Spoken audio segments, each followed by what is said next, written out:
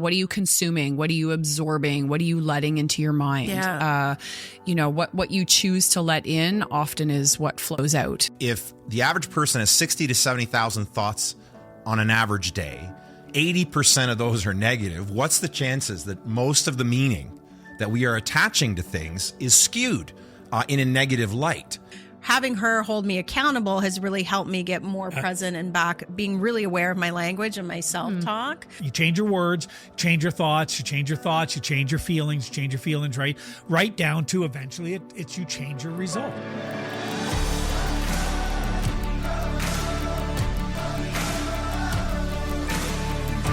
Welcome to the Living Richly podcast. Today we're talking about words that may be sabotaging your life.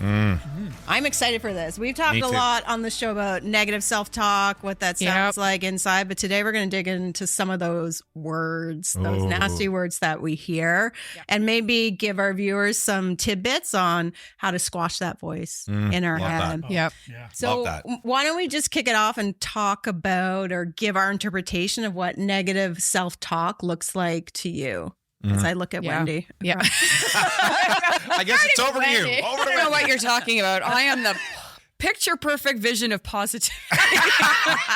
Not true. But it's funny though, because a lot of people will look at people like us saying, oh, it's easy for you guys. You're positive all the time. We are not. We go through the same cycle of conversations in our head. I think for me, the big one is imposter syndrome, especially when I left my previous corporate career in the HR space, moved into the fitness space, and so many questions from people, but that I also misconstrued and twisted around in my own head around who do you think you are? What credentials do you have to do this? What education do you have? Who certified you to give advice to people on fitness, health, all this kind of stuff? And that created such a negative impact on how I moved forward with that. Now I'm still, and you and I have had conversations around that as well, but I think imposter syndrome is a big one for me. Yeah, I think a lot of people can relate to that. I mean, myself included. I think in the stories we tell ourselves about who we are and how we show up and how we're not enough. And I described it in preparation for the show, knowing you were going to be asking that question. And the phrase that came to me is a haunting presence. For so long, I think you hit it spot on, Wendy, when you said some people would look at a person who naturally is positive. And I used to get called like Joe Smiley. I've always got a big smile on my face, but what people didn't realize was the private pain I was carrying around, and much of that private pain was caused by that deep sense of self-loathing, and I didn't like myself. I couldn't stand myself. I thought everywhere the language I used in my own direction was very self-defeating. So it was a haunting presence that it impacted everything. And because I couldn't love myself, I struggled to show up fully in any other kind of meaningful relationship. Yeah, right? I know for me, I think of negative self-talk. I often use the language of words of life and words of death. Yeah, you use negative self-talk are death words. They're words that tear you down, that harm, that keep you from rising up, to wherever you need to go, versus words of life. And I think one of the words of death that I had in my life for certainly lots of years was I'm broken. And this idea that there's something wrong with me. Nobody else is struggling with this. It's just me. Right. And so it gave me an excuse. The negative self-talk, the negative self-talk gave me an excuse not to change. Right. Well, I'm broken. That's not my fault. It's just the way I am. I'm broken. But then it kept me when I would start to try to achieve, then it would come back and no, but you can't do that. You're broken. So then again, it became words of death. Yeah. Wow. I know for me, when I think of self-negative talk, I instantly always do this. I go to, and I know it's cheesy, but I go to like angel, devil, and I think like the Flintstones. No, Fred used to get the angel and the devil on his shoulders. Thinking, remember that? Right. How many here remember you guys remember the Flintstones? I do. I remember the repeats. Steve, you'll have to throw some Flintstone. I can hear it now. I don't remember the originals. I was there. Rob lived it. I was Fred's neighbor. He still has calluses on his feet from riding the car. I knew him when. Do you have the outfit that goes with it? We'll save that for another show. We'll say that's a different kind of show. So I see Angel Devil. I actually think of Sylvester the cat. Who he had that too. Yeah. we're really dating ourselves on the show today. Sylvester. But I always think of that. So when the negative self-talk goes for me, it's just what I see. I can hear like the negativity coming out. Like, let's say I'm doing a presentation at work and I present and I'm like, as soon as I'm done, I go to that space of like, well, God, you spoke so fast through the intro. You skipped this section. Like you should have done this. Right. Shoulda, right? Talk about some powerful words.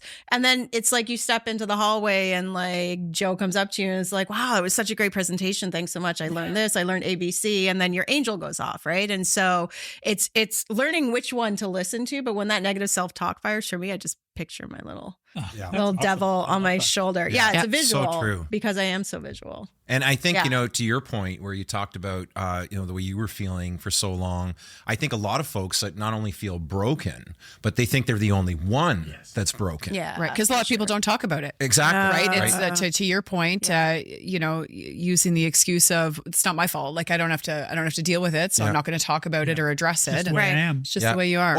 Or there's deep shame that is attached to it. Like so much shame. For me, in my context here, I was back in my former life, standing at the front of the room. I've talked about this. The feedback I've gotten most of my life is that I'm an encourager and I make people laugh and I make them feel better. I could do that for others, but deep down, I didn't believe that forgiveness, grace, mercy, any of those things, that I deserved any of them. And so I gave them freely, but truly believed that I was the only person like this on the planet. And I think if anyone is watching, like, you're not alone. Just about every human on the planet struggles with these thoughts and this self-doubt, and which turns into this dialogue, ongoing dialogue that we have with ourselves, which is an expression fundamentally of what we believe about ourselves and how the world works. And most of those beliefs are irrational. Yeah. And so over time, what is the impact of those words, collective words? What does it do to you? So I think words are like endurance. So the definition of endurance in the fitness space is helping your body learn how to fight fatigue. Endurance from a mindset perspective is the same thing, but it's helping your mind learn how to fight fatigue. So words are really all about the foundation of your belief, your journey, but also your growth, right? You are what you tell yourself. Your mind listens to everything you believe it. But it's really about that mental growth that allows you to embrace what it is that you're struggling with, but then also being able to change the blueprint of where your mind is going. Yeah. And we've all experienced it. Everybody's experienced, right? And even in our Living Richly Nation private members Facebook group, we hear people sharing those stories around, words of self-talk, self-sabotage, negativity, that kind of stuff. And it's exhausting. It's exhausting. Like, life is hard enough, right? Yeah. Like, life is full of joy and happiness and all kinds of things to be grateful for. But let's face it, there's enough shit that we go through. Yeah. And when our self-talk is negative and critical, and we are we're literally creating our own suffering, which in a lot of cases is unnecessary. Right. I remember hearing someone say, we talk to ourselves all the time. All the time. What if we just made that even 10% more positive, 20% more positive, and rather than beating up on ourselves and punishing ourselves, we learn to encourage ourselves like we would a friend, a child, someone that we love dearly, right? Yeah, absolutely. There was we watched it, the movie Heal. I don't know if you watched it. No. It's so good. It was on Netflix for a while. H-E-A-L. And it's all around the power of thought. And so if you think about how many illnesses are caused by stress, which is thought, right? So thought creates that anxiety state in your body. What is the opposite of that? What we haven't looked into is what's the potential of your thought and your brain on healing your body. Joe Dispenza is a big one who talks about that and becoming supernatural in that book. But it's just all around the power of thought, right? And it's proven. There's a lot of documentation. Placebo effect's probably the most popular one out there. You can Google. There's 1,000,001 of them. Every pharmaceutical company does it when they release a drug. But 50% of the test subjects who receive medication, half of them get the actual medication, half of them get a sugar pill. Right. And I won't quote the stat, but I know in a lot of them, at least 50% of people who get the placebo pill, get better, feel better, yeah, get better. And and that's thought, right? It's totally so thought. it's just powerful. Fascinating. Dispenza's book, Breaking the Habit of Being Yourself, right? There's his entire chapter, section, I should say, is all around the studies that show, like, the neurologists who have, like, this is not hypothetical. It is fact. We know that we can rewire our brain, and rewiring our brain, neuroplasticity. Yes, absolutely. And we change the behavior. Dr. Sherry, one of her practices, cognitive behavior therapy, she talks about it at length in one of the episodes that she's in. And that notion of you change you change your words, change your thoughts, you change your feelings, right down to eventually it's you change your results. It all comes back. Everything comes back to the words we use when we speak to ourselves. It's a lot easier to complain about being stuck. It's a lot easier to complain about this is just the way I am. But nothing changes if nothing changes. Right. So I love that from Dr. Sherry. I mean, words are literally the language of belief, right? Out of the overflow 100%. Of the heart, the mouth speaks. That old Hebrew proverb, right? When we speak words, they are literally just revealing the meaning that we have attached to ourselves, to the world, to interactions, to things that have happened in our lives. We make meaning. The problem is, most of the time, if the average person has 60 to 70,000 thoughts on an average day, 80% of those are negative. What's the chances that most of the meaning that we are attaching to things is skewed in a negative light? We then attach a belief to that, and that then dictates what we feel, what we believe, how we act. And so not only are words an expression of what we actually believe internally, but when we say them out loud, it's bad enough we talk about negative self-talk just internally, but then when we hear ourselves say things, oh, I'm such a loser, oh, I suck at this, like when we verbalize those beliefs, now we are strengthening the existing programming. 100%. We're like giving further evidence to the brain to say, yeah, you are a loser. And when we believe that, that's what we start looking for. And if that's what we're looking for, that's what we end up finding. We'll find. So where has it shown up for you guys, that negative self-talk? Well, it hasn't shown up for me. No, not at all. No.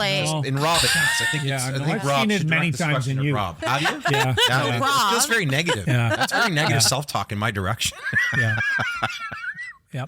No, you know what? So it's interesting because I'm working through this in one of the areas of my life professionally right now, where I'm using a model. We've talked about it on the show. Eric, you were the one that introduced it to me, the immunity to change. The notion of Keegan and Leahy. And so the notion of there's certain a behavior you want to change, but because we are, as human beings, we fight change. We have to do all the kinds of things in order to change that. And they take it through. I won't go through the process of it now for the sake of time, but ultimately it comes down to what's your big assumption that is spearheading this. And for me, on a professional level, it's around sales. It's around revenue numbers. And while I do quite well, I'm certainly above average when it comes to coaches in North America when it comes to this. I want to get better in that. And yet I consistently start strong and then see this thing. I've gone down to where I've defined my big assumption. And here's a real vulnerable moment because I haven't shared this with anybody. I think I shared it with you. We were talking about the other day, but I've come to realize that my big assumption is if I ask, let's say, clients for referrals, or if I reach out to people, my assumption is I'm not good at coaching, and their no will support my belief. So here's a negative self-talk after all these years. All the evidence says otherwise. Yeah. And yet I hold to this belief that is clearly there that says I'm not as good as Eric. Wow. I'm not as good as this guy. I'm not good as right. Yeah. And so it's challenging the big assumption so that I can walk into a room and say, you want to do it? Right? Which is an old coaching line, right? Where the confidence comes in and says, I know that I can help you through the coaching practice. Yeah. So that would be a big one for me that has hindered me for years and caused me to fall into same behaviors that I'm now making a shift out of. See, a faulty meaning, right? A defective meaning that we attach to things leads to a faulty life. Exactly. Where we fall short of our potential. We fall short of living our authentic lives. We fall short of living a life that's fulfilled and all the rest of it, all because we're basing our reality on a lie. We have created that perception of ourselves. That's the beauty of this. We create the meaning. The self-talk merely reveals it and reinforces it. If we do that kind of work of, is this actually true? Right? You can't actually change your dialogue with yourself unless you start changing your beliefs about yourself. Because think of any conversation that you get really like look at how passionate I am about this subject matter, only because it's been such an area of transformation for me. But think of the topics that get you fired up. It's because you have strong belief behind it, right? And if our beliefs, again, are flawed, our thinking is flawed, our language is flawed, and everything is skewed. We all hear this. We've all had people say this to us. It's one of the foundational beliefs that people, I could never do that. Right. And you hear it in the fitness world, right? Yeah, I could never do that. And I would say my own journey in the competing in fitness back in 2014, 2015, coming from being overweight, obese, and then deciding to travel the journey of fitness. But that negative self-talk in my head on I'm too old, I'm approaching 40. I don't think I can do this. I'm going to be on a stage with people looking at me. I can't train the same, all of the stuff, right? All of the bullshit. But it holds you back so much, because as humans, we are master storytellers, and we can just continue to spin the stories over and over and over again. How we create drama in our own lives. Yeah, but it was really hard to work on that, not just the physical fitness side of that, but the mental aspect of being able to train for it, have my blinders on. And I had so many people in my life, personally and professionally, and a lot of people supported me, but a lot of people didn't. Right. Because when we start to change, people don't like that, right? They don't like when they want us to stay in our limiting areas like other, like maybe they are. Yeah. I know, I want to jump into sort of where like that negative self-talk almost twists your perception of reality. I remember being in couples therapy before my divorce, and we did couples therapy with a couple, which was really interesting. So there's 4 of you in a room, but one of the exercises was you have to repeat back what you heard, right? It's very common in therapy. And I, like, my ex spoke, I repeated back what I heard. And like the therapist, there's like, well, you added these words in. And I'm like, what do you mean? She's like, well, you said always and never. And I'm like, well, yeah, that's what he said. And she's like, no. That's 2 of the 5 words we need to remove from our vocabulary. But I remember being like, no, that he said that. Like, I heard that. And she's like, no, he didn't say it. And I remember just being like, what the fuck? Right. I really thought, my perception was that's what I heard. And so that's my negative. That's my brain adding in these words that weren't even there. So the reality, what felt very real to me wasn't real, and it took third party. So now part of my go-to is always what I heard was right. Like I always lead with that, versus, because now I don't trust my brain, but I really don't. So has been a time for you guys where something like that has ever shown up for you, where it sort of like distorts your perception of what you're hearing or your reality or where you are? Well, the big one for me was when Stuntman Stu was on the episode, and he pointed over at Eric and said, one day I'm going to be as fit as you. Like, when I played back the video, I realized he never said that at all. He actually looked at me and said, you are a god. And right? No. The difference between what Kate was describing and what you're describing is we have footage that clearly tells us what actually took place. I don't know. Stu is gonna. But I love, and Stu, we love you, man. But I think that's so true. Like what you're describing, that even when in communication with other people, we get the message wrong. Like we hear incorrectly. And I think that's why the more closed and convinced we are, the more we're going to get it wrong more of the time. Yes. We need to remain open and curious.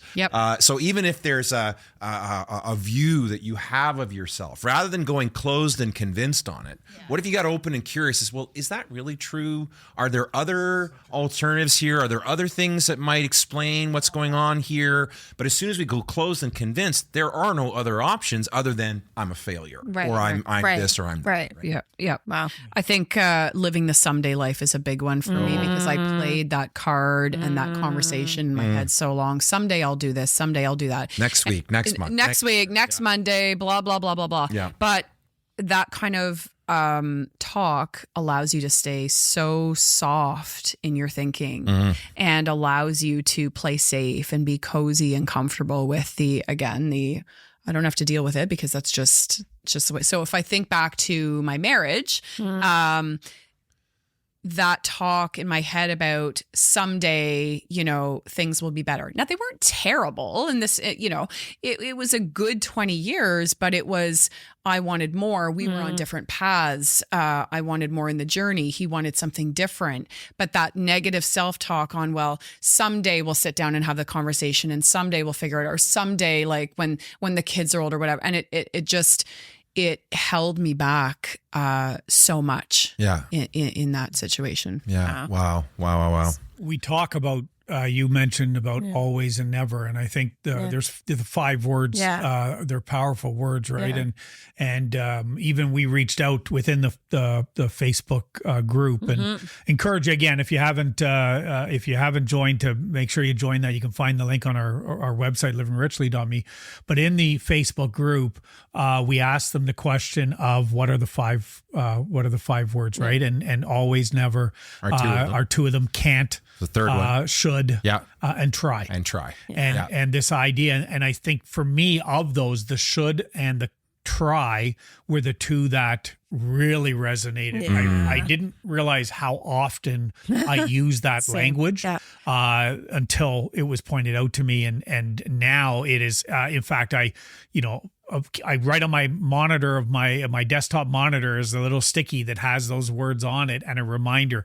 Instead of should, right? It's I would like, I want. Sorry, yes.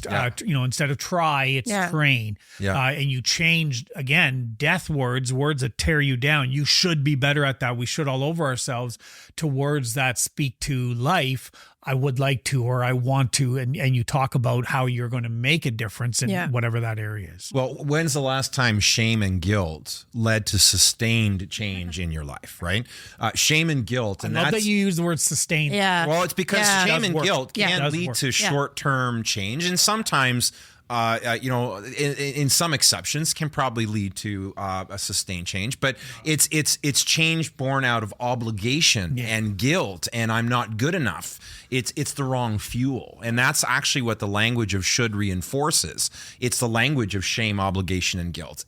Whenever we say I should be this way, or I should do that, or I should have shown up like this, the unspoken part of that sentence is, but I'm not, or I didn't. But it's a very self-defeating, accusing word that feeds that belief that I'm never going to be enough. If I was enough, I would be doing those things. I should be doing those things. Changing the language to one of I'm moving in that direction. I want that for my life. This is important to me. Should is often also, like we talk about, the language of obligation, the unhealthy obligations that other people put on us, and the unhealthy obligations we have of ourselves. Yeah. Real transformation, real change is born out of desire and something that aligns with who you are and resonates with your values and what you want. And so should is a word that we ought to work very hard to just remove from our vocabulary altogether. You could never say the word should again and not miss out on anything. 100%. And like, I know for me, like Dr. Sherry is like, I'm so big on language, and I thought I was really good until I got back in with Dr. And like, she just constantly, she's like, okay, you said it this many times. So having her hold me accountable has really helped me get more present and back, being really aware of my language and my self-talk. And that's great, but obviously not everyone has a therapist like that or someone they can go to. What are some ways that people can or techniques or something that can help them kind of minimize that self-talk? Yeah. I'd say reevaluating your environment, which can be really uncomfortable for people. What are you consuming? What are you absorbing? What are you letting into your mind? Yeah. What you choose to let in often is what flows out. So really taking a good hard look at your environment.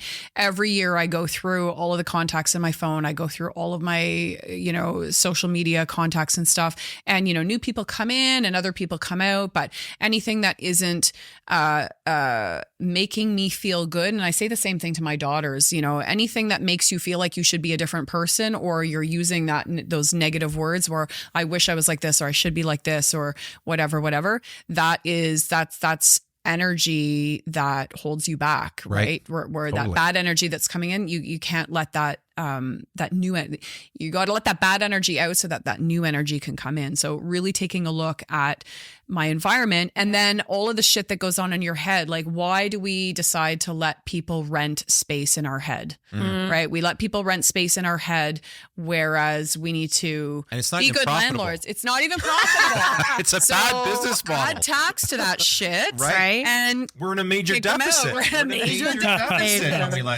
They get to live there. They get to live there for free. Right. And we choose pay the price. Exactly. We are paying their rent in the suffering that we end up with because of that. I mean, think of the word can't for a second. And this is a word that comes up so often in our coaching work, where someone will say, I just can't do that.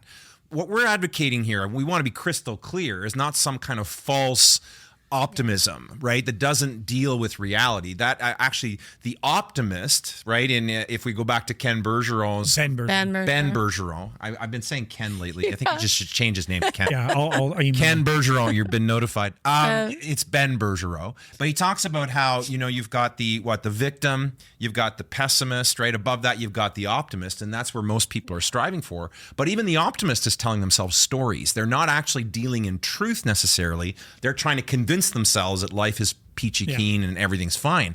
The realist is the one that's actually dealing with life head on, and that's what we're advocating for. But when someone says, I can't overcome this, or I can't overcome this sales challenge, I can't mend this relationship, I can't, immediately the brain says, you're right. You can't, and all doors to possibility close. What is a better way to approach that is really hard. It's going to be really hard for me to mend this relationship. It's going to be really difficult for me to deal with this situation. That is a realistic approach that still leaves the door open for something else. But as soon as you tell the mind, give it a command, the mind is an organ that listens to verbal cues, right? You say, I can't, you're absolutely right. Yeah, absolutely. And and I think go back to what you just said about not everybody can have a therapist. Right.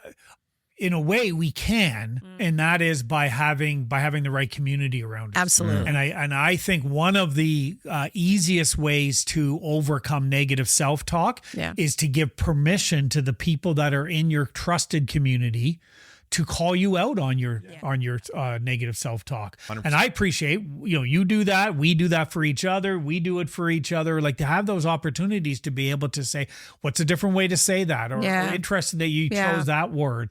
Talk to, we do that with each other. And it's one of the powerful ways to have, in a way, a therapist in your circle all the time. Yeah, I love that approach. I think get to mindset for me comes to mind, obviously, because that is all about replacing I could, I should, I would with I get to. And what I said earlier is where I thought I was really good with my language. I'm really good with my language when it's in certain circumstances. So when it comes to the negative self-talk, it's not regulated. Right. And that for me was really eye-opening. And so I think those were all great tools. I'm curious to know if we can give an example of maybe a disempowering thought that you've had that you've been able to replace with an empowering one that maybe we can share with our viewers or listeners so they can take that one away too. I think I kind of referenced this a couple of minutes ago, but just where your energy goes, your energy flows. Yeah. Your mind is a muscle, just like every other part of your body, and it listens to everything you tell it. Right. But it also takes time, like just trying to train your biceps. Don't be flexing now, guys. Takes time to build those. Oh, not wearing his big bulky sweater. I know. That's too bad. Sun's out, guns out. But just like training a Steve muscle. is totally going to take that. Just like training a muscle, your mind is the same thing. Yeah. So what are you feeding it? What are you putting into it? I remember years ago, it was 2017, I had just hit the wall big time. I described this in previous shows. It was the worst burnout of the three. I woke up one morning physically almost blind for the better part of 6 to 8 hours. I can't remember exactly, but it was a big part. And they rushed me to the clinic. I was having massive chest pain, and what it turned out was a massive panic attack. I had just come to the end of my rope, and I went down and spent a week with Sherry in Bedford, Pennsylvania, where she's located, and was doing daily sessions with her over the period of a day. And I remember on a board over the course of a week on a whiteboard, the scripts, the false thinking and beliefs that I had started to emerge, and it was quite something to look at it. Matter of fact, I still have it so that I can reflect on it and remind myself of how far I've come. But one of the most disempowering beliefs that I had was the why bother? Why bother? So whenever I'd run into something difficult, because I believe so, my thinking about myself was so negative. My self-critic, my inner critic was so loud and so present that it was like, well, why bother? Why bother putting in the effort? Why bother putting in the work? I'm never going to overcome this. I'm never going to make a difference. People are still going to get hurt when they get close to me. They're still going to want to leave. So why the fuck bother, right? Yeah. And that's now changed to, from why bother to why not. Yeah. Like the why bother script no longer shows up for me, honestly, and hasn't in several years. And that's probably the most significant one in terms of coming into a new level of mental strength, resilience, the ability to face off. I remember at that time, if anything else had happened in my life, I felt like I was going to come apart at the seams. And now when shit shows up on my doorstep, it still stings, it still hurts. I don't welcome it. But I look at it and I go, oh, I've seen you before. Maybe not in this exact configuration, but I've got one thing I've come to believe is I'm one tough son of a bitch, and I've come through an awful lot, and I've got a track record of overcoming it. So now it's not why bother. It's like, okay, why not? Yep. Like, bring it, let's go. One that you taught me was it is what it is, right? And I remember the first time when you said to me, I hate that one. Right.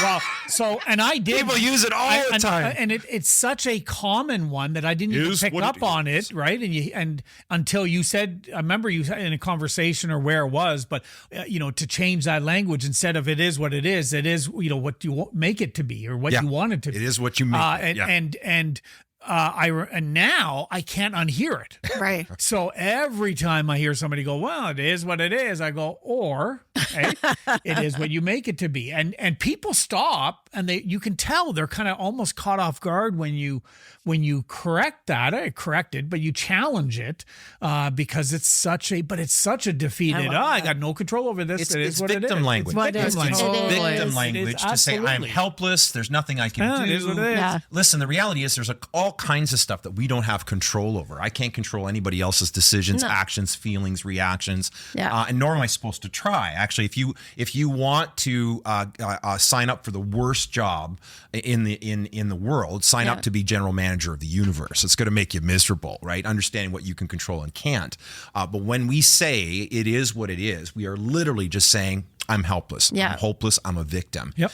Just changing the language it is what I make it doesn't mean I can transform the person on the other side, but I can change my perception, my perspective, and my approach to this, where I actually have full control over my own faculties, and I don't have to just sit there and let life ride over me in a fatalistic sort of victim way. It's so powerful. I know for me, mine was I was going through something. I was dealing with something on a personal level. And so I was in a session with Sherry, and I said, I need to bounce something off of you. Oh, this is so good. I love this. Yeah. And I was just like, I was dealing with something, and I'm like, can you help me figure out if I put this in the parking lot? And the parking lot for me is where I don't deal with it. And so it's where I go. And she's like, okay, well, when it's in the parking lot, talk to me what does that mean for you? What does that feel like? What does that look like? And I'm like, well, I'm numb because I'm not dealing with it. It's over to the side. And then she just looked at me like she does. And she's like, are you numb or are you neutral? And I just went, whoa. Because I was like, Numb is you're not feeling. Neutral is you've actually done the work and you've moved through the scenario and on the other side. I have never in my 48 years felt neutral. I didn't even know what it was. I'm like, sure, this is really like, I don't know. Well, I think you were feeling uncomfortable that you weren't being drawn in more, triggered more by this situation. I was okay with the outcome. It wasn't negative emotion. There was a lot of emotion behind it, hence not being numb. But I truly felt neutral. It was like this place of peace that I had actually worked through something all the way through. Wow. And I remember afterwards just being like, I like neutral. Right? Because we've all been there where like in certain, like to your point, I loved how you referred to it earlier. In some ways we can be so strong on certain fronts and then we have our Achilles heel areas, right? Those areas where, man, and we fall over. Like it just takes, we can be so fragile. But to be able to move through those situations and come to that place where now in similar circumstances where certain stimuli would trigger you tremendously and send you off on this, you'd spin out for days, to be able to then look at it and remain like zen. Yep. That's evidence of the work being done. Yeah, it was really cool. Okay, so if we start abandoning those negative self-talks, we're doing the work, we're starting to feel more neutral. As you start to decrease those negative thoughts, like how does that impact your overall like personal growth journey? Like what does that look like? Wow, how does Big question, right? I think Rob's ready to answer that one. No, I'm not. Actually, it's such a great question. It's how does it not impact, right? Like it impacts, I think, every area of your life. If anything, it allows you, as you begin to set yourself free from negative self-talk, you're able to, use this language all the time, but you're able to now show up more authentically. The true you comes out. Your voice is heard. You're comfortable in your own skin. All of the kind of the cliches that we use there, but I think you're able to show up more as you when you set free. So we think back to children who often, before they are lovable, Dr. Kelly Flanagan talks about this, right? As it's children, we're playing and we haven't learned shame. We haven't learned the language of negative self-talk. And so we're free and we sit around and we sing and we dance and we do all this. We're silly and all of this stuff. It's only after the negative self-talk takes control that we stop all of that. Yeah. So I guess as we begin to come free of that, we go back to that childlike wonder in how we live each moment. Instead of childhood fear. Instead of child, right? That's like, a great way to put it. I love that. I like the child. Like we start with child, like wonder, and then somehow we move over to fear. And right.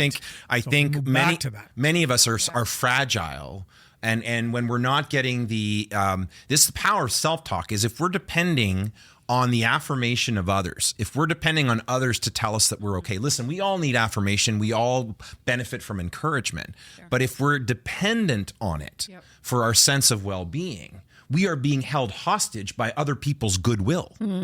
If they give it to us, great, and we feel great. If they don't withhold it from us, then we feel like shit. We feel like that scared little kid in the corner hiding from real life, right? So when we learn to literally encourage ourselves and speak those words and change our language, we become less dependent on external affirmation. Yeah, and we become more resilient. I'm a big believer in bringing your own sunshine. So yes, like you said, like we all love affirmation and all of that kind of stuff from people, but being able to celebrate yourself, cheer yourself on, motivate yourself, show up for yourself. That's how all of that is tied into your self-worth. So I know for me, learning how to abandon self-talk, and I think even abandon for me is a strong word because it's still there. I have to work very hard at recognizing when those signs of chipping away at my self-worth start to show up.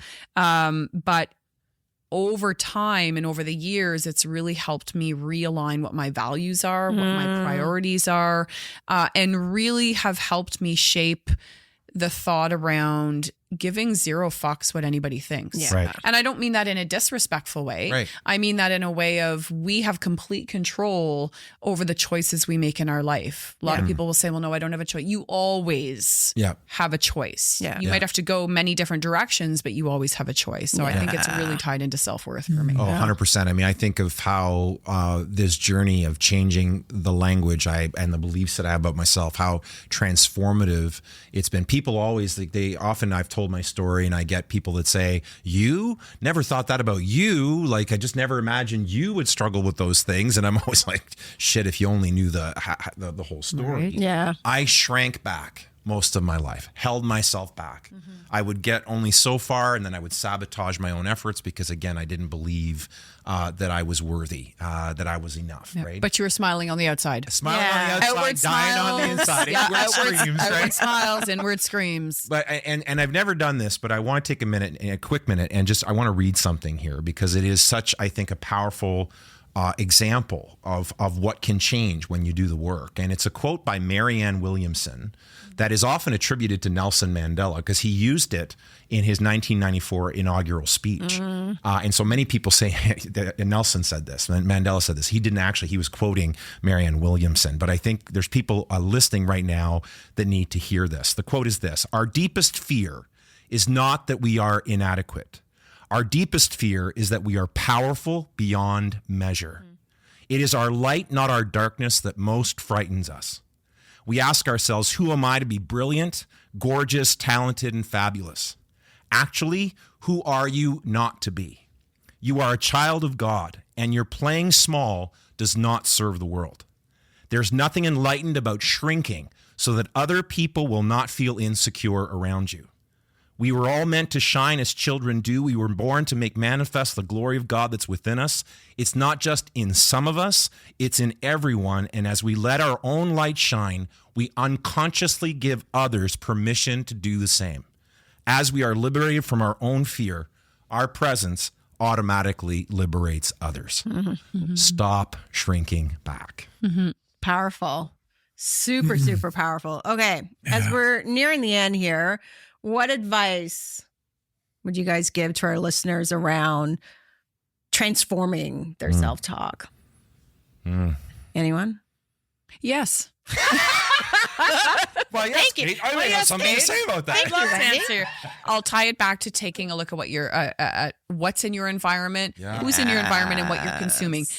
Learning how to seek and embrace a growth mindset, which can be really overwhelming for people, but choosing a few very small things that you could start to implement in your day-to-day and focusing really on learning and improvement rather than fixing yourself. And tying that into embracing challenges and seeking growth, getting to the point where you almost crave that discomfort because you know that it's going to make you a better person. Yeah, I love that. Love that.